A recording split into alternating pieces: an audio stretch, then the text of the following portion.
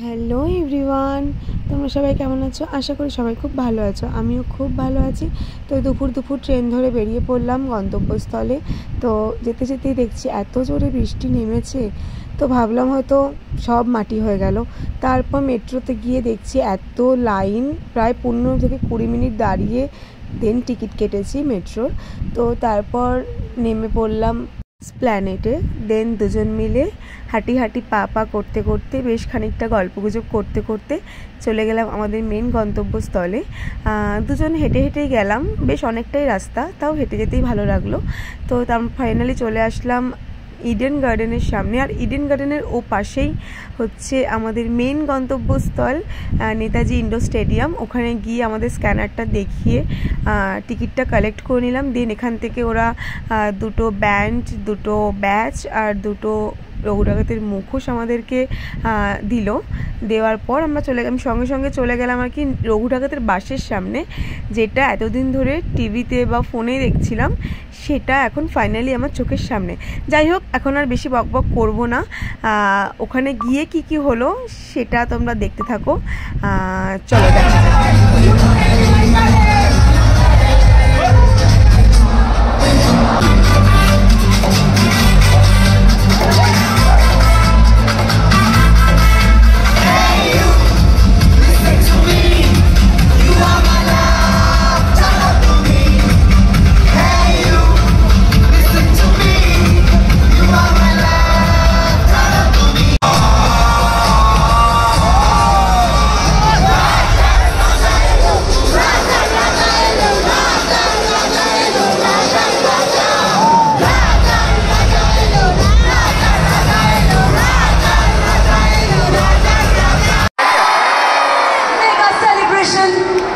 Trailer launch, Mega Star David Rogutaka.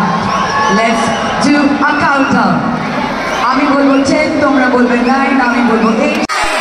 8, 6, 4, 3, 2.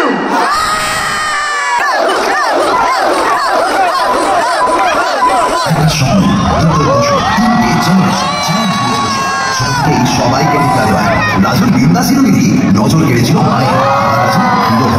মায়ের এই কথাই ছিল প্রধান টনিক। চাঁদের পাহাড় ছোঁয়ার স্বপ্ন নিয়ে বম্বে থেকে কলকাতায় আসে সে। কাছের মানুষের কাছে যতই সে জ্যাম হোক না কেন, আসলে সে এক যোদ্ধা। সুপারহিট বাংলা সিনেমার পাসওয়ার্ড এখন তার হাতে। ভিলেনদের কাছে সে অ্যাকশন হিরো, হিরোইনদের কাছে সে রোমিও। না ছিল কোনো মাসিহা, না কোনো গডফাদার, ছিল নিজের প্রতি বিশ্বাস, যে আজ অদম্য ভরে দিচ্ছে। তার সিনেমা এখন আসলে সিনেমা নয়, একটা সেলিব্রেশন। এখন আর 12 মাসে 13 পার্বণ নয়, তার ছবি মানে 12 মাসে 14 পার্বণ। তিনি আর কেউ নয়, তিনি মেগা স্টার।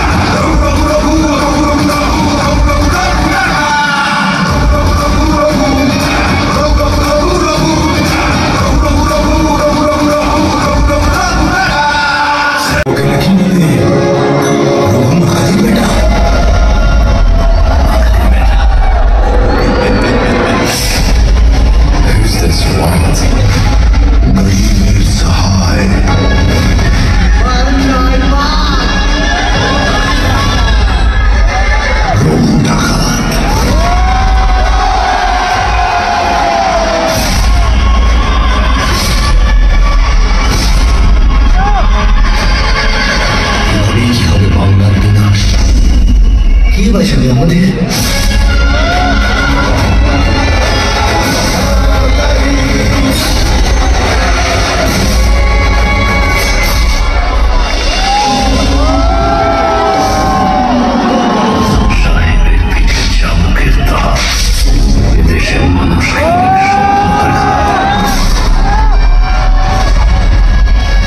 রক্ত মাখা বন্ধ কর, আজকে শুধু চাবুক পড়েছে, এরপর রঘুর থাবা পড়বে।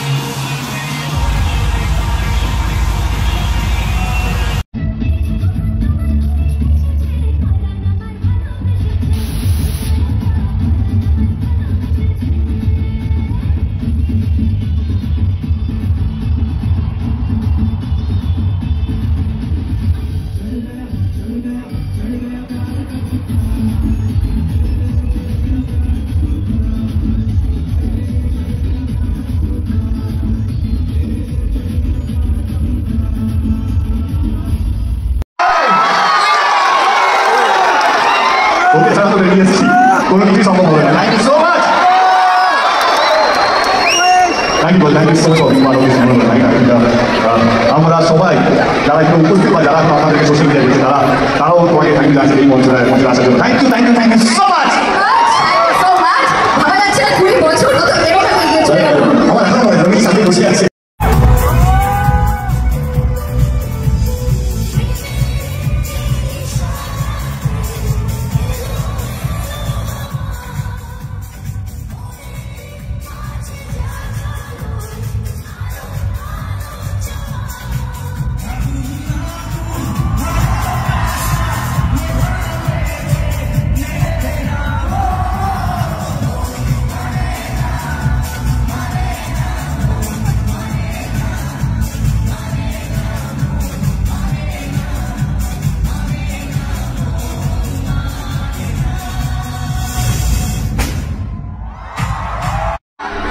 তো দাড়ি কাটে বাংলা ছবিকে এগিয়ে যাবো কথা দিয়ে গেলাম, নিয়ে যাবো ইসলাম।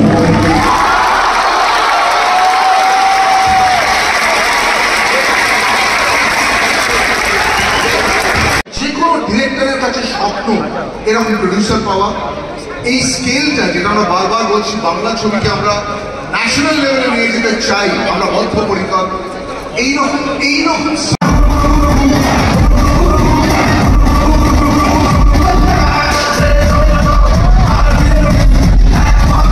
মঞ্চে যখন অ্যানাউন্স হলো দেবের কাছের এখনো দুজন আসা বাকি, না হলে নাকি ফ্যামিলি অসম্পূর্ণ। আমি তো ভাবলাম রুক্মিণী বা আর কেউ হয়তো, তো দেখছি না, এই যে এনারা দুজন, এরা ছাড়া নাকি দেব চলতে পারে না। দেবের নাকি খুব কাছের, দেবের খুব ভালোবাসার নাকি এরা দুজন। আমি দেখে জাস্ট শকড হয়ে গেছি যে ও মাই গড। যারা আমি দূর থেকে তাদের কাছে ক্ষমা চেয়ে গেছি, সাবধান বাড়ি, আই লাভ ইউ, সাবধানে বাড়ি ফিরবেন এবং যদি আমাদের ছেলে ভালো লেগে থাকে সবাই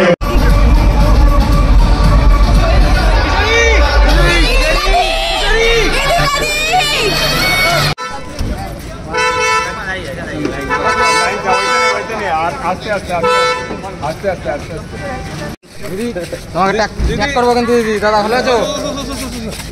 কেন দিদি দাদা রাজদার ডান্স দেখে কি বলবে? কেমন?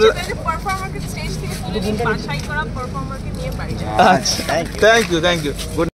প্রোগ্রাম শেষ করে বাইরে আসার পর দেখছি এই যে সেই দাদাটা কিন্তু খুবই ভাইরাল, দেবের কাছে বেশ কয়েকবার পৌঁছে গিয়েছিল। হেন কোনো জায়গা নেই যেখানে ও পৌঁছায়নি দেবকে দেখার জন্য বা দেবের কাছে যাওয়ার জন্য। তো আজকেও এই দাদাকে পেয়ে গেছিলাম। দাদা আজও এত দূর থেকে ছুটে এসেছে একমাত্র দেবদাকে দেখার জন্য।